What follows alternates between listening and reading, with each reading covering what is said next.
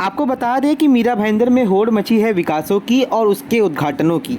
विकास के कोई काम नहीं हो रहा है, लेकिन उनके कामों का दावा हो रहा है उद्घाटनों के माध्यम से। तरह तरह के भवन बनने वाले हैं, जिसके ऑब्जेक्शन में नरेंद्र मेहता जी भी उठे और उसके ऑब्जेक्शन में सरनाईक साहब उठे। तो इन दोनों में सच कौन है, ये बात जानने के लिए हम पहुंचे हैं श्याम रावत जी के पास, जो आज अपने वक्तव्यों से हमें ये बताएंगे कि क्या सही है और क्या गलत है। का वक्तव्य सुनने के लिए, जो कि राष्ट्रवादी कांग्रेस पार्टी के प्रवक्ता हैं, और आज हमें मीरा भाईंदर में नरेंद्र मेहता जी और प्रताप सरनाईक के टूटी बयान भवनों के ऊपर जो चल रहे हैं उसके ऊपर अपना एक कटाक्ष बयान देने के लिए पहुंचे हैं, एक इंफॉर्मेटिव बयान देने के लिए पहुंचे हैं कि इन दोनों विधायकों में से कौन सत्य बोल रहा है और कौन अपनी राजनीति की रोटी सेक रहा है। यह बात का पूरा पर्दाफाश करेंगे आज श्याम रावत जी। तो श्याम रावत जी, आज हम पिछले कई महीनों से ऐसा देख रहे हैं कि जो 5 साल में नहीं हुआ वो पिछले 5 महीनों में इतनी लगातार इतनी तेजी से हो रहा है कि लगता है कि अगर ऐसा काम हो तब तो मीरा भाईंदर बॉस्टन बन जाएगा। लेकिन उसी में देखने को मिलता है कि विरोधी पार्टी, विरोधी दल उसका विरोध करते हैं। तो ये विरोध में कितनी सच्चाई है कि जहां मेहता जी बोल रहे हैं कि महाराणा प्रताप का जो भवन है वो पैसा कमाने का एक अच्छा खासा जरिया है प्रताप सरनाईक और उनके लोगों के लिए, और उसी के विरुद्ध में प्रताप सरनाईक जी बोल रहे हैं कि यह गलत है। तो आपको इसमें क्या सत्यता दिखी और कौन सही है और कौन गलत है? बहुत बहुत शुक्रिया राम।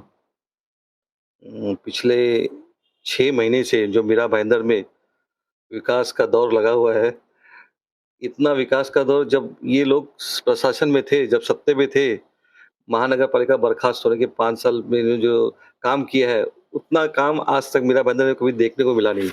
इन 5 साल में जो काम नहीं हुए, ये 6 महीने में काम करने को जनता के सामने जा रहे हैं। उसी का उदाहरण आज हमें मीरा भाईंदर शहर में देखने को मिल रहा है, और सभी जानते हैं कि मीरा भाईंदर शहर न्यू बॉम्बे, वासी, मुंबई, वसई विरार सभी जगह पर आज आयुक्त साहब हर जगह के इलाके के आयुक्त अपना-अपना कारोबार सँभाल रहे हैं। कोई नगर सेवक नहीं है, कोई अधिकारी, सब अपना देख-रेख करते हैं अपने शहर की।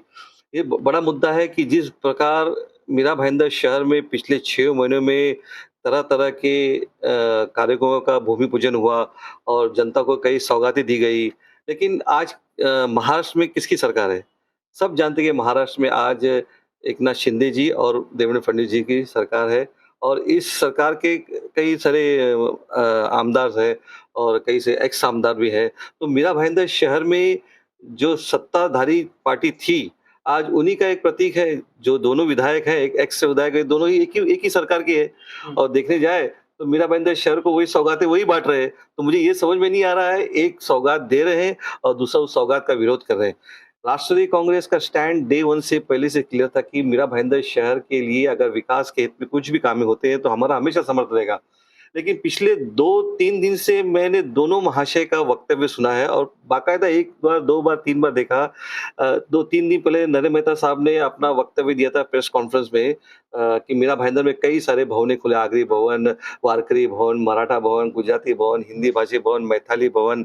कल ही जाके बंगा भवन का उद्घाटन हुआ, और ये सारे भवन को कहीं न कहीं घोटालेबाजी में उन्हें तब्दील किया, और इन सब चीज़ों की ज़रूरत नहीं है ऐसा बताया। लेकिन मेरा मानना ऐसा है, कुछ चीज़ें अगर लीगलाइज़ ढंग से होती है मीरा भाईंदर शहर में, उन्होंने ये भी कहा कि मीरा भाईंदर शहर के महानगर के प्रावधान में ये सब चीज़ें नहीं बैठती है, जो भवनों का उद्घाटन हो रहा है।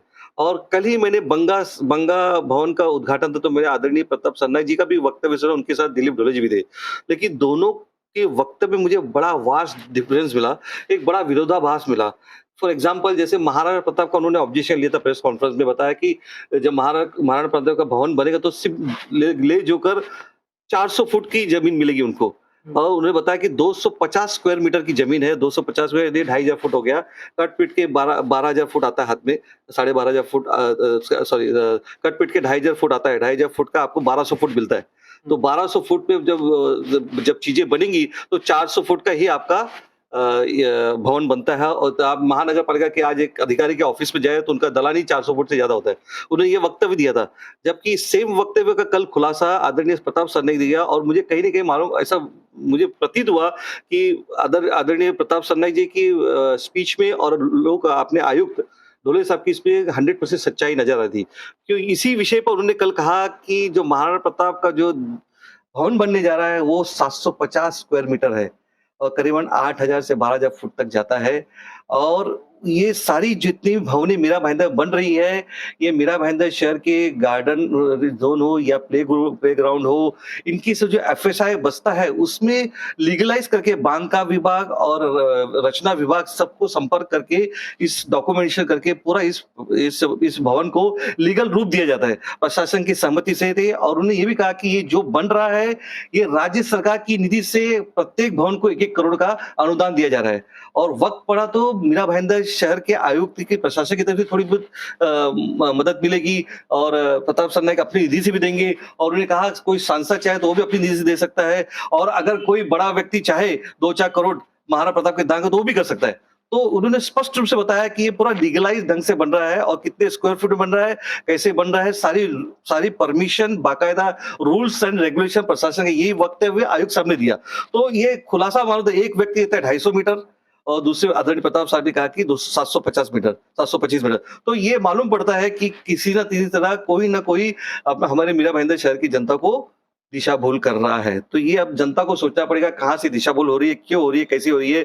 तो जहां तक अगर एक आयुक्त करता है, आयुक्त का भी वर्डिक्ट आता है कि जो भी बन रहा है मीरा भाईंदर शहर में राज्य सरकार की मदद से बन रही है और पूरे प्रशासन की मर्जी से बन रही है। टाउन विभाग, रचना विभाग को लेकर साथ में बैठक होकर सारे जितने भवन का निर्माण होने जा रहा है। तो अगर विकास के मुद्दे में कितने भवन बने तो अच्छा है। आज हर घर में, हर परिवार में, हर समाज में कुछ न कुछ फंक्शन होते रहते हैं। ये जरूरी चीज है, ये जरूरी चीज है। एक जरूरी सवाल मेरा यह है कि in context of Mira Bhayandar के संदर्भ में जो मेहता जी का बयान था और आदरणीय प्रताप सरनाईक जी का बयान था, उसमें आपको किसके बयान में सबसे ज्यादा खोट नजर आई और किसके बयान में सत्यता नजर आई, मुझे ये बताएंगे आप? इसमें खोट और सत्यता का सवाल नहीं, लेकिन जब दोनों के बयान को सुना तो डिफरेंस तो लगा।